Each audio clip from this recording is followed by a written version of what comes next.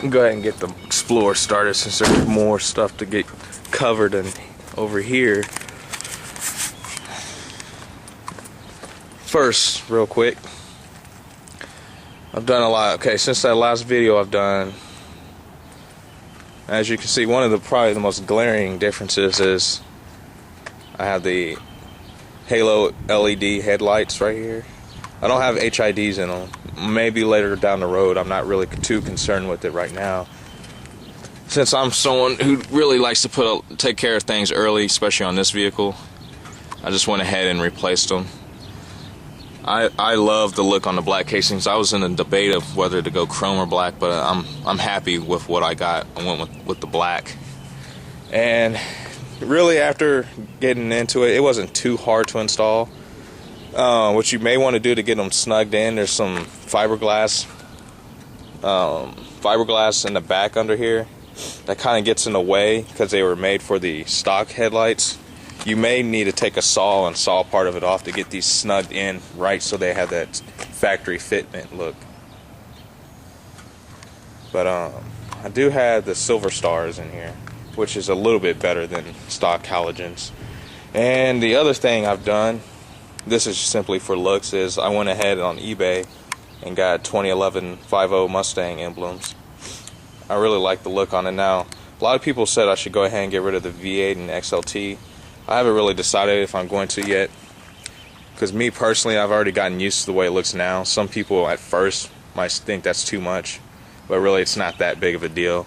So, and the other thing, which is probably not too noticeable unless you really are keen eye with Gen 2 Explorers, is I got some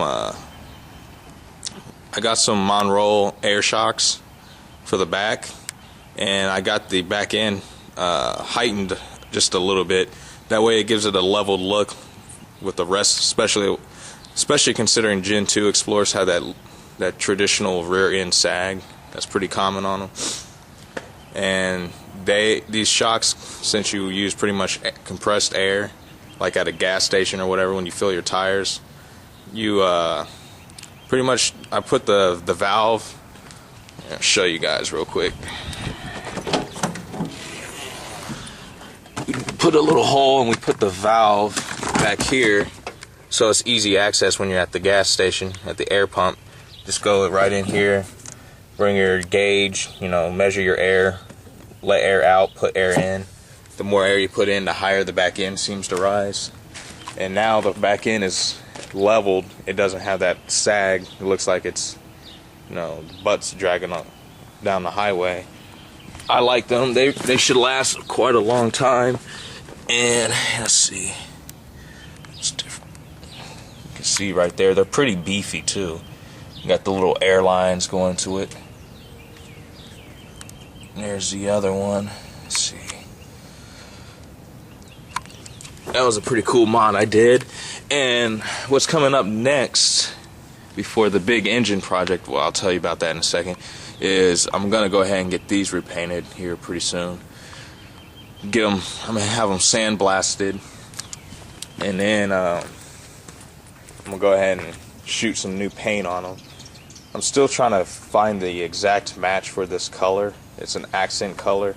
If anybody out there knows what this color is for 9901 Explorers, it would be greatly appreciated if you could let me know on that. It's like having the hardest time trying to track down the paint code.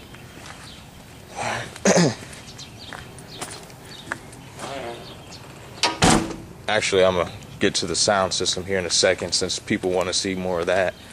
And then last but not least, what's planned for this fall, when I get the time and the money and the resources and the research, is me and my friend are going to go ahead and pull this whole engine out.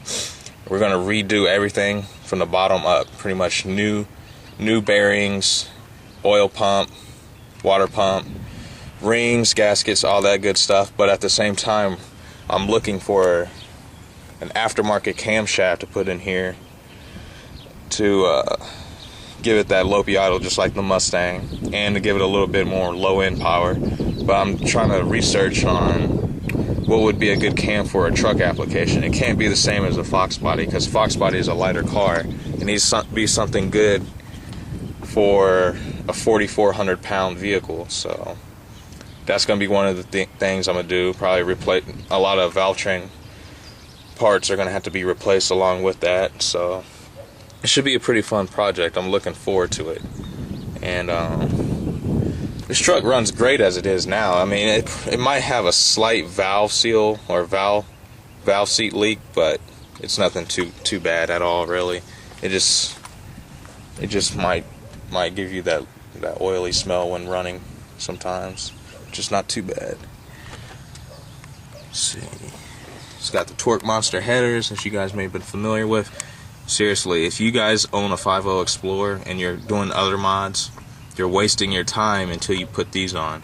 You really want, if you're gonna go ahead and start putting the intake and exhaust on it, go ahead and save up and put these things on and get it tuned, because you will thank yourself in the long run for it. I'm glad I went ahead and did that shortly after putting my intake and exhaust on, because it was well worth it. And you do want to at some point get it tuned too. It will firm up your transmission shifting, and it will just, everything will run tied together. It'll run in harmony. So pretty much I'm gonna go ahead and start it up, and I'll do the little stereo thing. Let's see, where am I put my key at?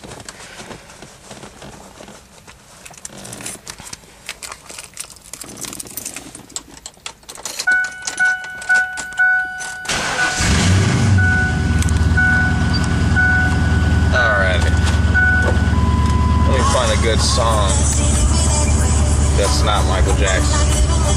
Bear with me 1 minute.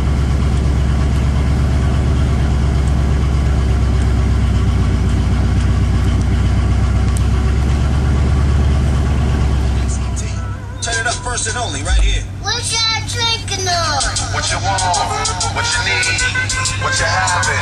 What will it be? All we need is Hennessy. Then a straight squeezing in the dressing. That's when it's the best. Remember, I barely have the settings turned up to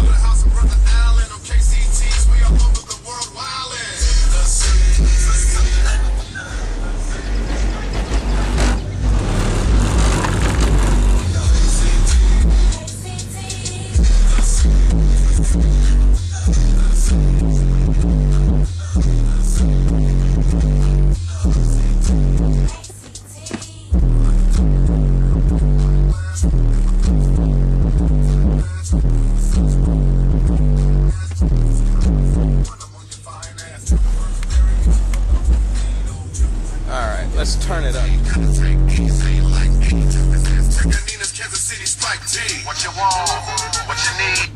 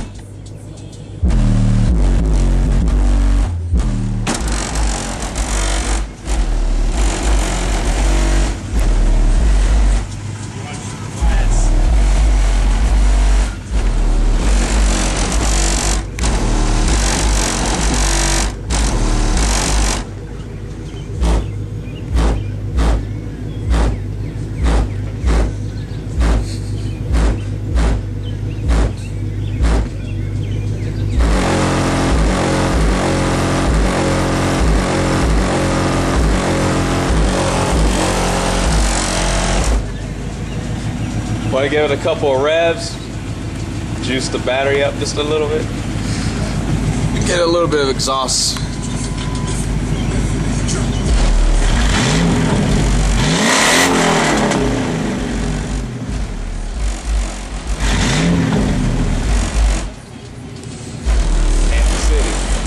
Right now, but I figure get a little bit of a look. There's Silver Star bulbs. In time, might do HIDs, probably 5,000, 5Ks or 6Ks.